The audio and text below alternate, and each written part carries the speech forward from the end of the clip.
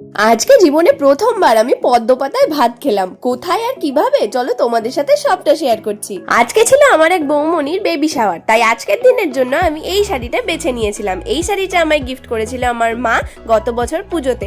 আচ্ছা বলো তো এই লুকটা আমাকে কেমন লাগছে? আর অনেকদিন পর আমি শাড়ি পরলাম, আর শাড়ি যখন পরেছি একটু ছবি তুলবো না, একটু সাজবো না, সেটা কি হতে পারে? আর এদিকে আমি রেডি হতে হতে মেঘাও চলে এসেছিল আমাদের বাড়িতে, কারণ মেঘারও ওখানে নেমন্তন্ন ছিল। আমার ঘুম থেকে উঠে রেডি হতে অনেকটা সময় লেগে গেছিল, তাই মা আর বাবা আগেই চলে গেছিল আর আমি আর মেঘা পরে গিয়েছিলাম।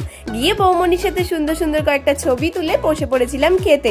আর সেখানেই আমি পদ্ম পাতায় প্রথমবার ভাত খেয়েছি, আর মেনুতে ছিল অনেক সুন্দর সুন্দর খাবার। তারপর আমরা খাবার দাবার শেষ করে বাড়ি ফেরার পথে দেখলাম আমাদের ক্লাবের মাঠে কিন্তু অলরেডি দুর্গাপুজোর প্যান্ডেল শুরু হয়ে গেছে। এই যে সামনেই দুর্গাপুজো আসছে, এটা ভাবতেই কত ভালো লাগে। তারপর বাড়িতে এসে মেঘা আমায় করে দিয়েছিল কটা সুন্দর সুন্দর রিলস। তো চলো দেখা হচ্ছে পরের ভিডিওতে। সবাই ভালো থেকো, বাই বাই।